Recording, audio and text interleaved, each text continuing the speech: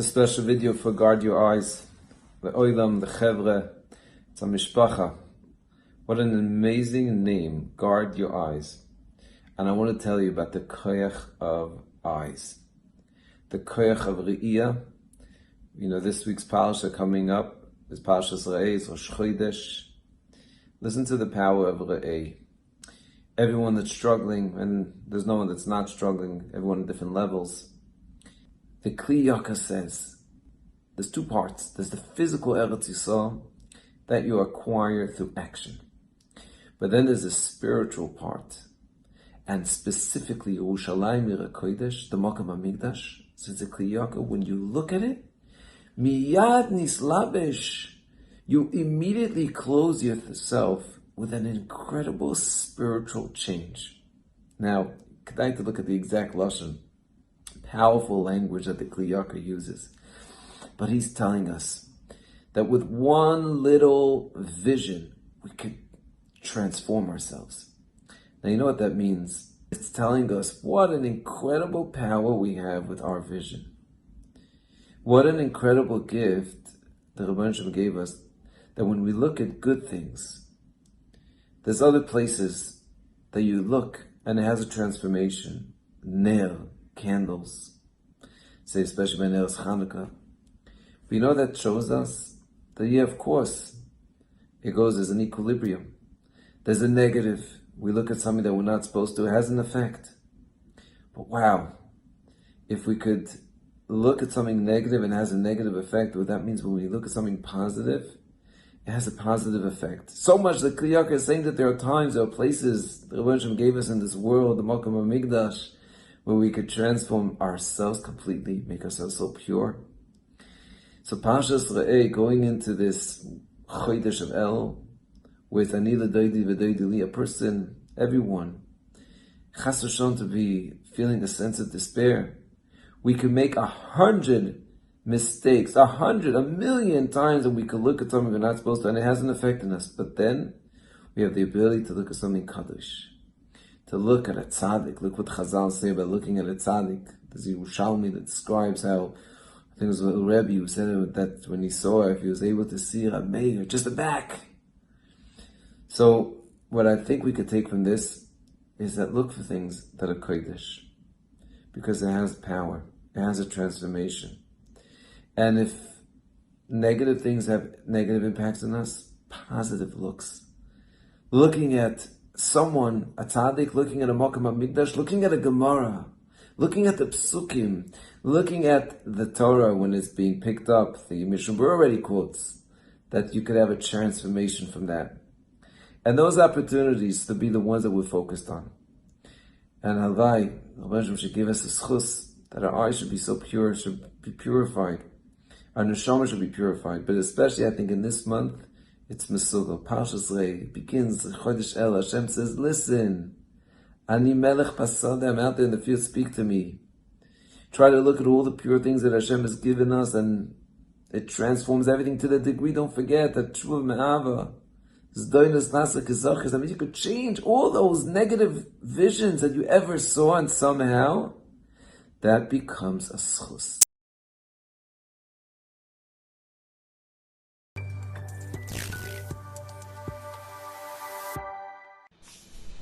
Shalom to our dear Talmidim. I wanted to share with you a short insight into this week's Parsha, Parshas Kiseitzei.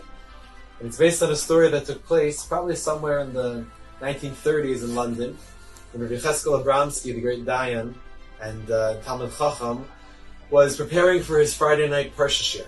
He used to have a Parsha Shir with a group of young boys, public school boys, who didn't have the opportunity to learn much Torah during the week. And he invited them to his home on Friday nights to study with them. And when he thought about Parshas Kiseitzei, he encountered a very obvious problem at the beginning of the Parsha. Because the Parsha begins by describing the Eishes Yafas Torah. The Torah describes when the Jewish people go out to battle. If one sees a beautiful woman, she's a non-Jewish woman on the battlefield, and he desires her, the Torah essentially permits a soldier to take this non-Jewish woman as his wife. And it's one of the most perplexing things in the Torah. And Rashi comments, Lo dibra Torah ela keneged Yetzer Hara. The Torah is responding to the Yetzer Hara. Because if we were not to allow him to marry her, he would want to marry her nonetheless. He would marry her be'isser if we didn't allow him to marry her be'heter. Rabbi Cheskel Abramsky was thinking to himself, every Friday night I try to teach these boys Torah and mitzvos. I try to teach them the importance of making good decisions. I try to teach them the importance of not giving into their animalistic urges and to be able to make more elevated choices. And here I'm about to teach them a parsha that describes you go out to battle, you see a beautiful woman, you're attracted to her, and the Torah essentially says, if you're interested, you can take her for yourself.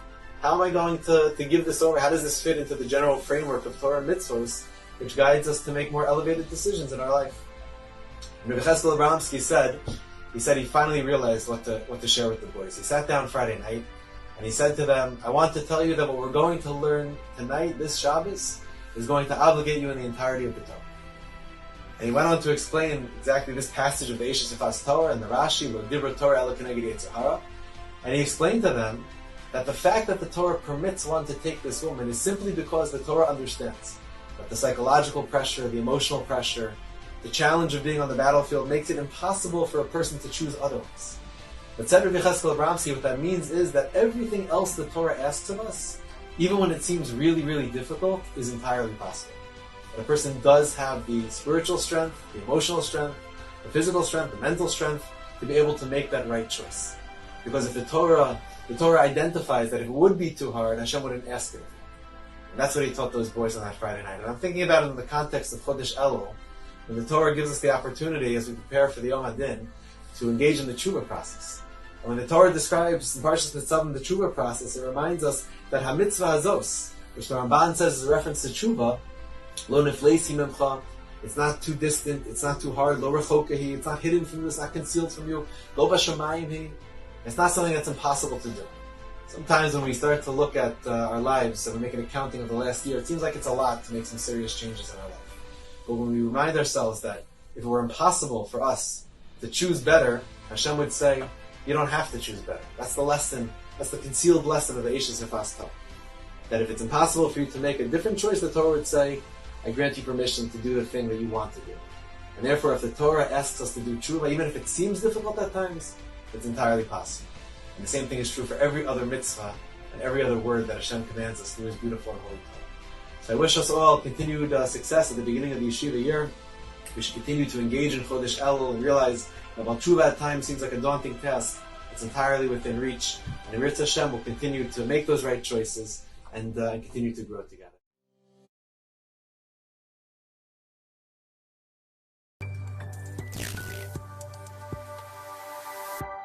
To my dearest family, I call it the family of Guard Your Eyes because really it's a family of Klal Yisrael.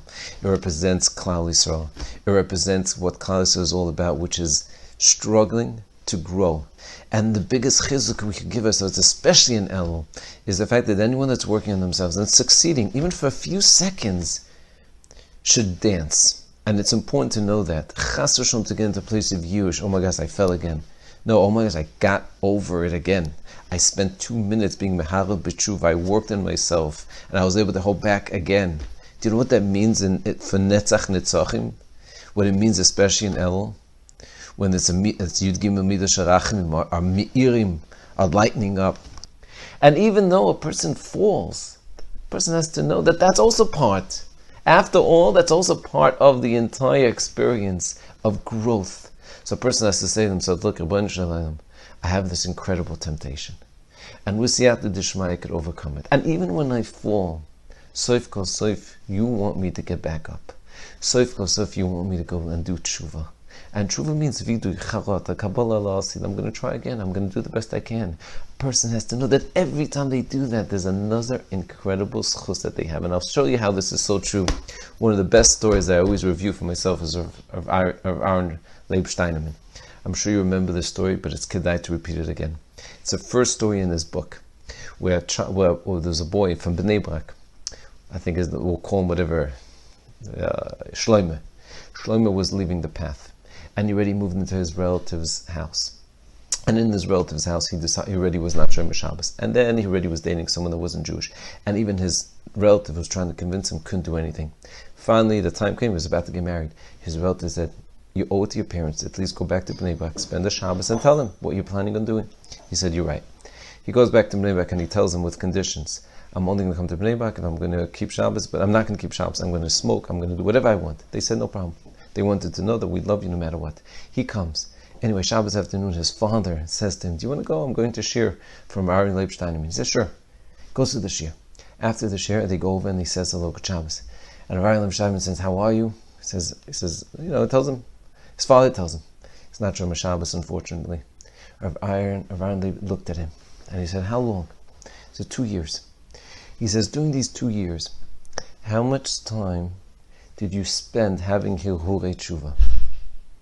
So the boy thought for a second. He said, you should know, over the past 2 years, 4 times. He said, and Aaron later said, how much time during those 4 times were you thinking about the Tshuva?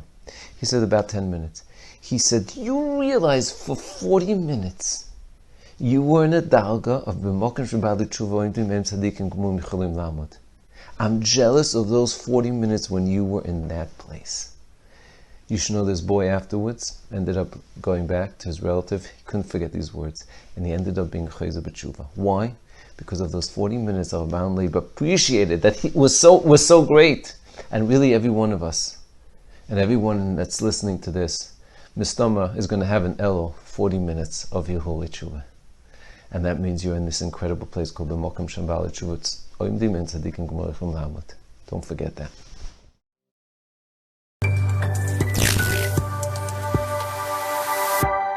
The Tarat HaKodesh says, Pasuk in Iyov says, B'shaf enayim Yoshia, Yimalet enaki. One whose eyes are down, one who looks down, Yimalet enaki, he will be delivered even if he's not innocent.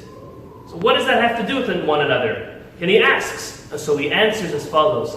He says, one who guards their eyes. By looking down, you're guarding your eyes. My brother recently told me, he says, there's 2 things you have to do when you're walking in the street. He said, you either look up or you either look down. Don't look straight in front. Straight in front, there's many kavot, there's many desires, there's many issues. Now obviously when you're driving the car, you don't look up and you don't look down. But in most scenarios, whenever you're around people and you're able to not look in front, you either look down or you look up. You look down to be humble, you look up to try to connect yourself to HaKadosh Baruch Hu, but don't look straight in front of you. Iyov, the Pasuk in Iyov says, by one looking down, the Tarat HaKodesh explains, by one looking down, he is now giving the merit and helping those who are undeserving of being saved and delivered to also have that merit. And we learned that straight from the Midrash, that by Yosef and by Sarah doing something great, their merit not only was for them, but it was for future generations. The Ramchal says the same thing, that a person has to understand that their actions, just as we understand our positive actions have a major impact on the world and on the Jewish population worldwide for the benefit, from the concept of Kol Yisrael Arevim Ze Lazeh, just as much we have to understand that by us, Lo Alenu, if somebody does something inappropriate, a transgression, something which is wrong, also they are able to affect in a negative way the world and the worldwide Jewish population. B'ezrat Hashem, HaKadosh Baruch Hu will get into our minds during Elul to remind us, not only is it for us and for our descendants and for all of the merits we spoke about, but also for the merit that B'ezrat Hashem, as Chachamim tells us, the Midrash tells us, that by us guarding our eyes, we hasten the Mashiach, we hasten the final redemption, and B'ezrat Hashem HaKadosh Baruch Hu will bring it as quick as possible.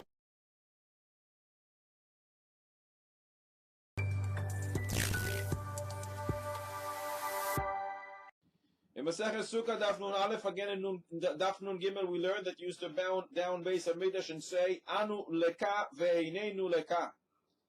We are to Hashem, our eyes are to Hashem. The acronym of the month of Elul, Aleph Lamed Vav Lamed, spells those 4 words. Anu leka ve'einenu leka. We are to Hashem and our eyes are to Hashem, because part of the process of doing Shuvah is to make sure that our eyes don't look at what they're not allowed to look at. They only look at Kedusha. We are saying to Hashem, we are to you. And our eyes are only to you. Throughout the year, you have to make sure you do this, but especially in the month of Elul, where we do Tshuva and we try to get closer to HaKadosh Baruch Hu, we do that by dedicating our life, our eyes to Hashem, to make sure we don't look at anything we're not supposed to. Anu leka, ve'eineinu leka, Rashi Tevos, Elul. Thank you for listening to the Guard Your Eyes Daily Chizuk broadcast. Pass them on to your friends and help spread Kedusha in the world.